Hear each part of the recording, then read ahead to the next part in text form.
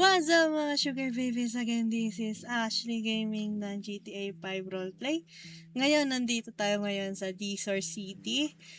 Tuturuan ko kayo paano mag-upload ng photo sa birdie na galing sa Discord. So, all you can do is, first, kukunin natin ng F1 muscle. Siyempre, sa F1 muscle, punta tayo sa birdie. Sa birdie na yan, makikita nyo, napopost natin yung mga picture, mga ganyan, na galing sa Discord. So, dahil dyan, para magawa natin yan, yung plus sign, at makikita nyo tong image na to sa baba. Yan. So, yung external URL, ang tinatanggap niyan is galing sa Discord. So, pupunta na tayo sa Discord. So, pagpunta natin sa Discord, ito na yung Discord natin. So, hanap tayo. For example, gusto natin i-upload ay... Wait lang. Kahit ano, basta galing sa Discord yung photo tsaka yung GIF. Example, eto, ayan. Right-click mo lang yan, yung copy link. Hindi yung copy image copy link. Yan, link copy. Ngayon, pupunta tayo dito ulit. Pindutin ng Alt. Tapos, click natin tong external URL. Paste. Eto na siya. And then, kung anong gusto nyong caption and then post. So, ngayon, ganyan din yan sa GIF.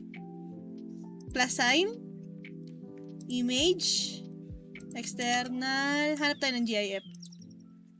Example, gusto natin is, hanap tayo ng GIF. Sample lang meron ba tayo ibang GIF? Kunyari, eto. Yan. So, ngayon, right-click natin yan. Copy link. Post natin dito. Ay, hindi pwede. Ayan, yung iba kasi nire-reject. So, pwede pa tayong iba.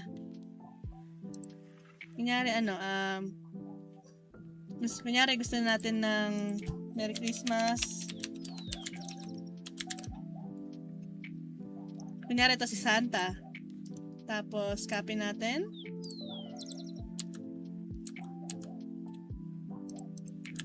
Basta galing sa Discord. Ayun na siya. Ayan si Santa. So, pagka-post natin, ayan na siya. So, I hope nakatulong tayo sa maikling tutorial pa paano mag-post ng photo and GIF sa birdie ng GTA 5 sa 5M. So, thank you so much and have a good day.